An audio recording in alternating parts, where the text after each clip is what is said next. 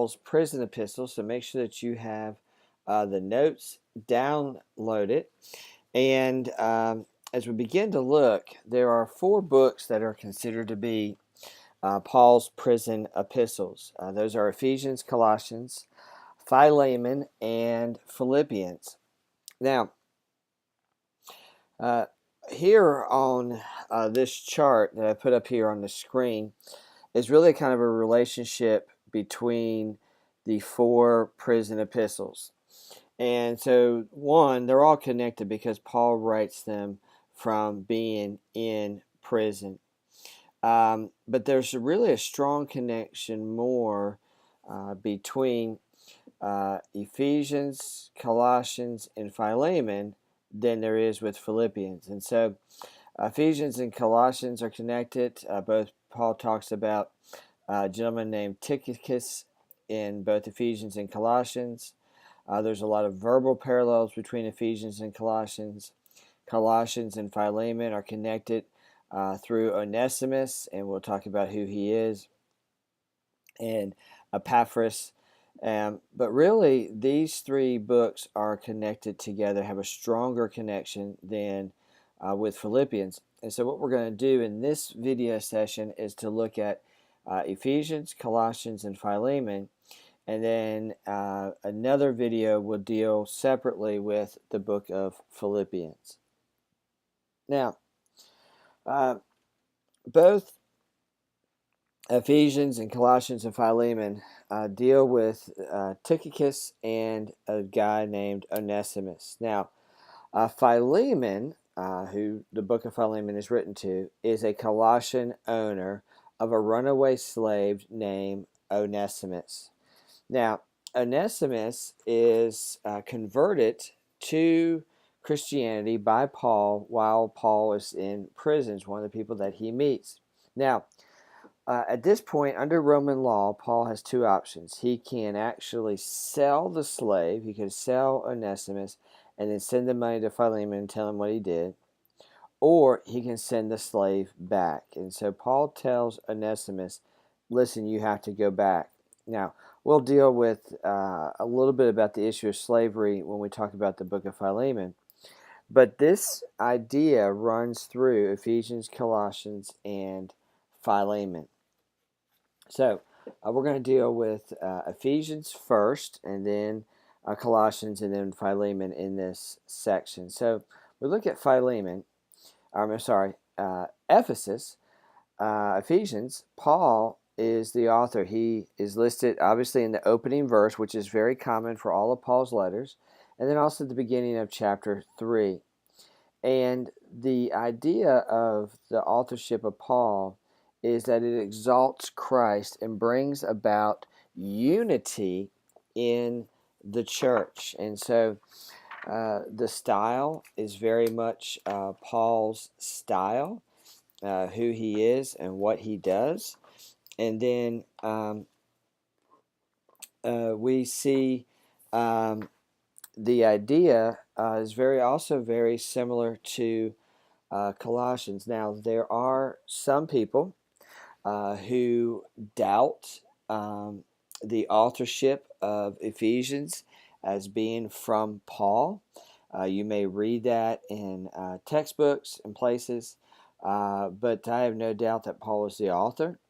Those who want to doubt the authorship are really doubting the authenticity and the veracity of the Bible. Now, Paul is most likely writing from jail. It's the reason we call them prison epistles. He's in prison. Paul was in prison 3 times. He was in Caesarea, and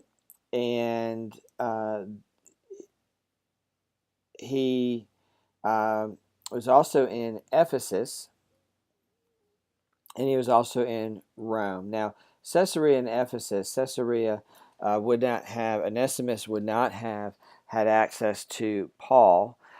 Being in prison in Ephesus is where Ephesians is written to people in the city of Ephesus, so that's too close. A tradition has that Paul was in Rome after his leaving Jerusalem, and he arrives in Rome where he'll spend the next several years. Now, again, some people think that Paul's writing is that he is writing to just a general group of people. He's not writing to anybody specific. Those are the same who would doubt the authenticity of Paul as the author. Some believe it's more to the Laodicean churches, but really it's a circular letter, really meant to be read to all the churches that are in the city of Ephesus and around that little area. Might be, for example, if somebody would write a letter to the city churches in the city of Hickory, it would be passed around to the churches in that region. Now, the purpose for Paul writing the book of Ephesians, which is a very great letter, is that it's about evangelism in and around Ephesus. And he says that he's later in Colossians is a letter to the Laodiceans, which I don't believe that we have, and he's talking about, again, Tychicus and Onesimus. Now, this is probably written around the 61, during Paul's Roman imprisonment, probably earlier in that time period. The city of Colossae had an earthquake around 60 AD. And Philippians then would have come later after those three prison epistles. And when we talk to Philippians, we'll discuss that again. So probably best around 61, maybe 62, in that range. Now, Paul's theme is about the body. He says in Ephesians chapter 4, verses 1 through 3, he says that the church is to maintain unity in practice, which Christ has brought. He talks a lot about your walk with the Lord. And he talks about several things. He talks about greatness, the exaltation of Christ. He talks about the aspect of salvation. He talks about believers and our position. He talks about growing in maturity. He talks about the walk with believers. And it's also just a great passage on the armor of God and what we put on when we pray. The book of Ephesians really divided into two parts.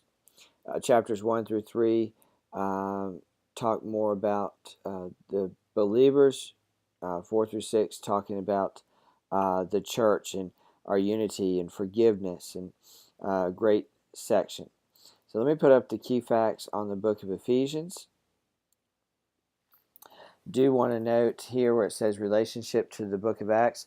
This is at the end of the book of Acts. So if you're working on your outline, this book of Ephesians would come at the end of your outline. And there are the themes. And there is the key verse again from Ephesians chapter 4, verses 1 through 3. I know that it seems like sometimes we move quickly through the books. This is meant to be an overview in your reading. I'll be a little bit more reading your Bible passages, but in this online class, it's meant to be more of an overview of the books. So we're going to continue on looking at the book of the Epistle to the Colossians.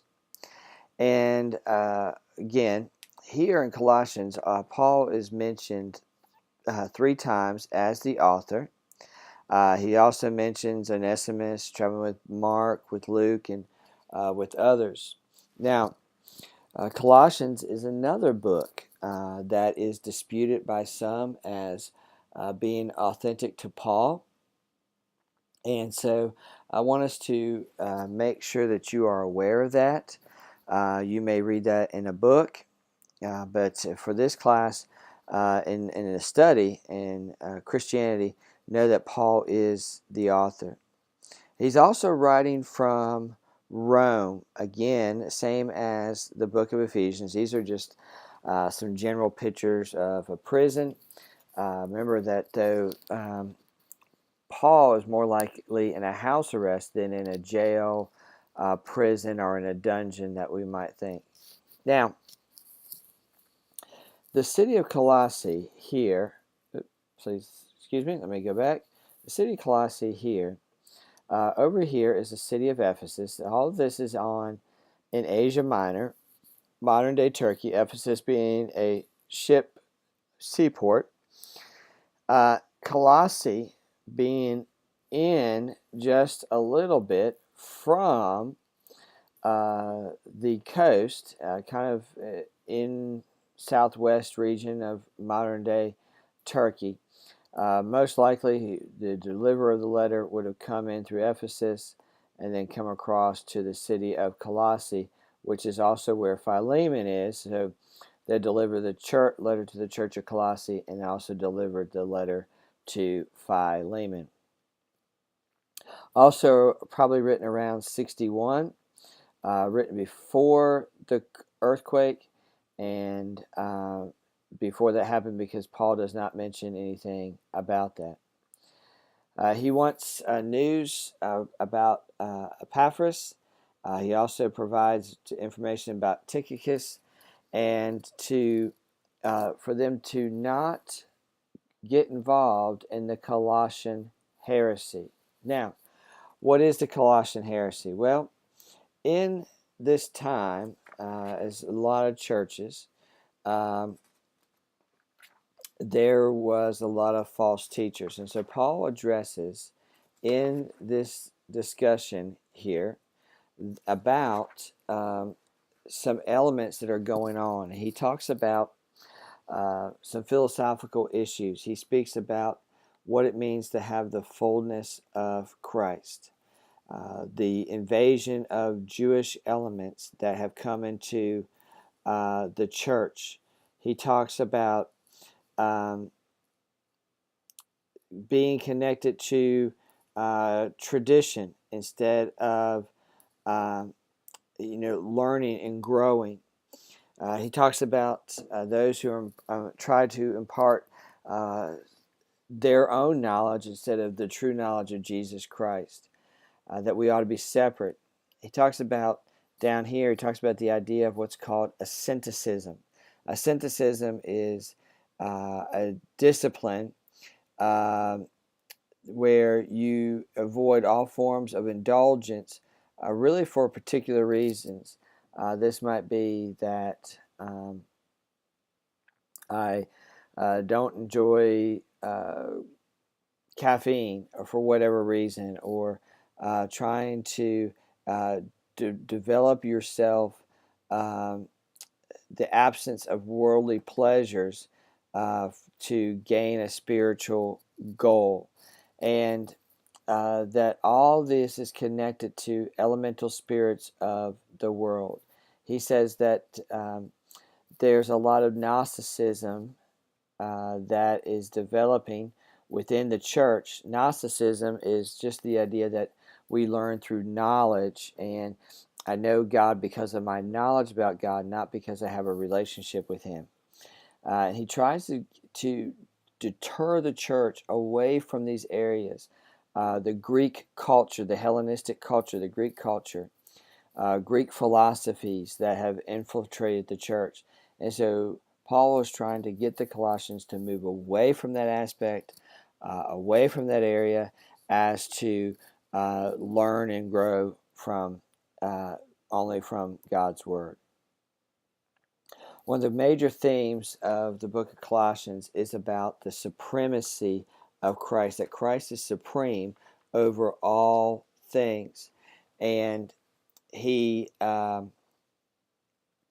is writing to them, and that they ought to have a proper response for and of God's people.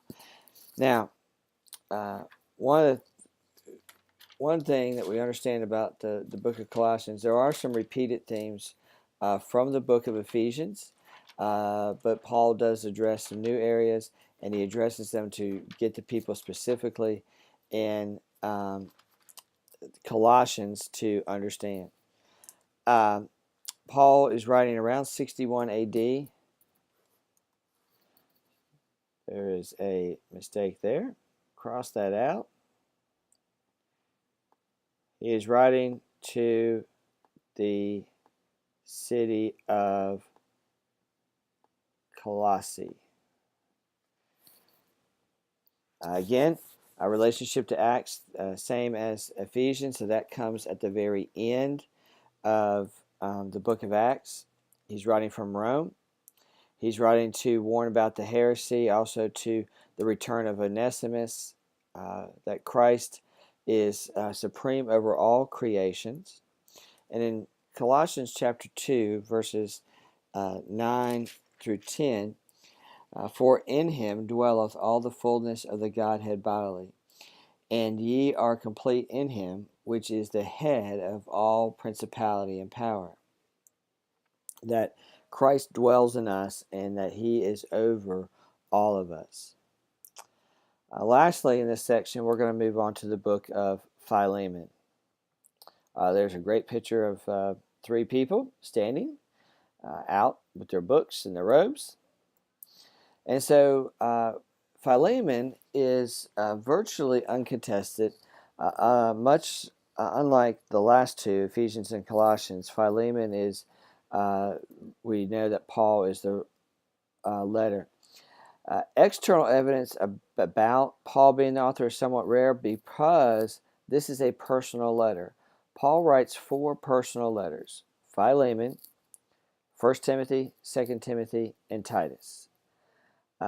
Outside of those, all the others are to churches. And so evidence outside of this would be very rare to understand.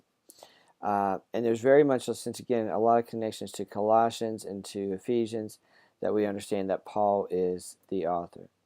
Again, probably written around 61, same time as Colossians. If you talk to some people, might put Ephesians, Colossians, and Philemon in different order. They might have Colossians and Philemon, and then he wrote Ephesians. Those 3 books, all written around the same time, not necessarily a specific order if you wanted to do that. Philemon 22, that should be verse 22, points to a positive, indefinite release, which would have been Paul's first imprisonment. And so this would have come towards the end of his imprisonment. And then Philemon chapter 20, verse 23, mentions Epaphras without mentioning that he is sick, which comes in Philippians. So I do believe that Philippians, out of all the prison epistles, Philippians was written last out of those 4. And so Ephesians, Colossians, and Philemon, these 3 written before the book of Philippians. Now, Philemon is a Greek Christian who's living in the city of Colossae, and he has a runaway slave named Onesimus. Now, we don't know much about Philemon other than what we learn in the book. He's not mentioned other places, but we do know of Onesimus. Now, Paul writes to Philemon on Onesimus' behalf to discuss his letting him go. Now, Paul never mentions what is called a manumission. Manumission is the act of a slave owner freeing a slave. Somebody to request a manumission, which would mean that I am requesting that you set your slave free. Paul never asks him for that directly. However, he does demand that he treat Onesimus as a brother in Christ, just as he would have received Paul. The implication is that Philemon was to set him free, but Paul never asks him to set him free. Now, I'm going to mention the key facts, and then I want to discuss the issue of slavery as it relates to the book of Philemon and to Roman culture. Again, That's what happens when you copy slides over.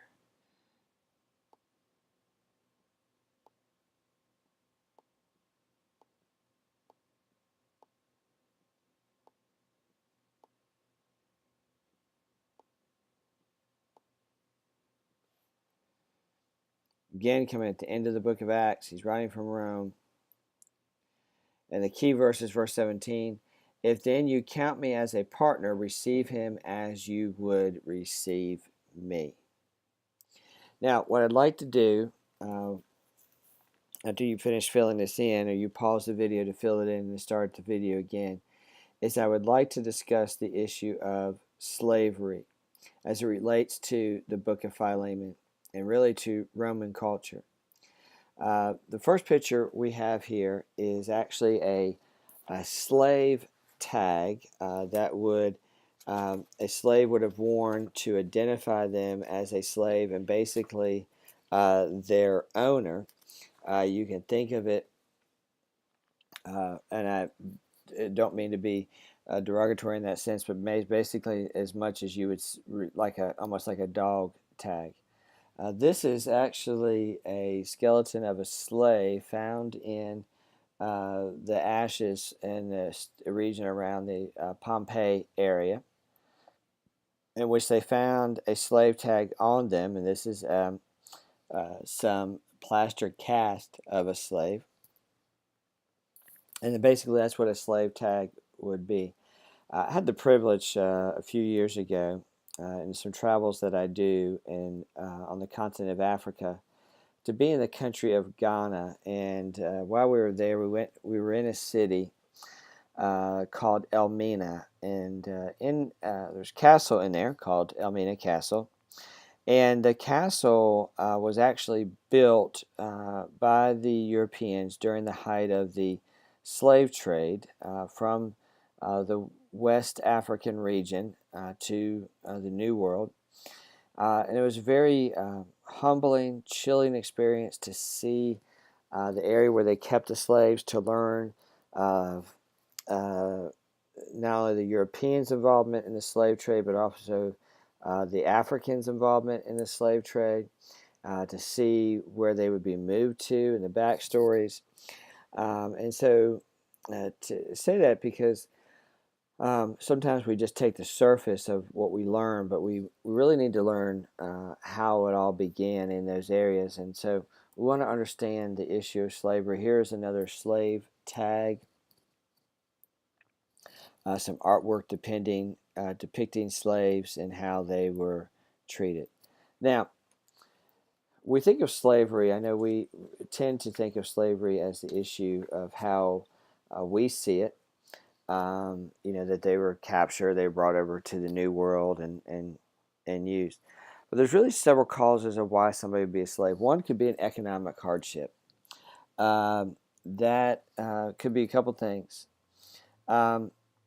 I owe somebody money, and in order to pay them the money that I owe them, I don't have the money, so I agree to be their slave until that debt is paid off. It also could be a military defeat. If I was captured by the Roman government in a military battle, then I could end up being a slave. A birth would be that my parents are slaves, and so I am born into that slave area, and that's just that's all I know. And the last one is exposure. And that really is similar to economic hardship, in that I don't necessarily owe somebody money, but I just, I don't have anything else. So, I could just become somebody's slave because they'll take care of me. And, I work for them, they'll take care of me. And it's better than not having anything or being, homeless or an aspect like that. So that's what exposure is about. Now, Paul, in the book to Philemon, is really going against the countercultural issues of that day. He puts the issue in the institution of slavery on such grounds that it was doomed in Christian understanding. The only time that Paul directly addressed the issue is of the slave, but he demands that manumission. He all but demands that manumission. And he puts the slave and the owner on equal footing. Very countercultural, much like the issue of slavery in the mid 1800s, where churches really began to see this as a social issue, not just an economic issue. And so Paul is challenging and going against the culture of the day. Both the slave and the owner are answerable to the Lord for their actions. And the public renunciation of slavery would have given Rome ample fuel to persecute the Christians. And so the New Testament reserve is understandable, but Paul really does, and not just in Philemon, but in other books, really address some countercultural issues where he really begins to get the people to try and challenge on new things.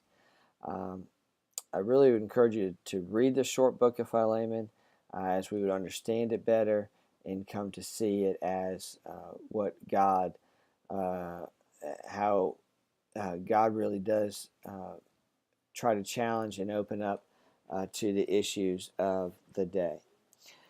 As always, we'll make sure you're keeping up with all of your assignments, projects, quizzes, journal entries, verse quizzes. Please be keeping up with your work. If you have any questions, please don't hesitate to email me.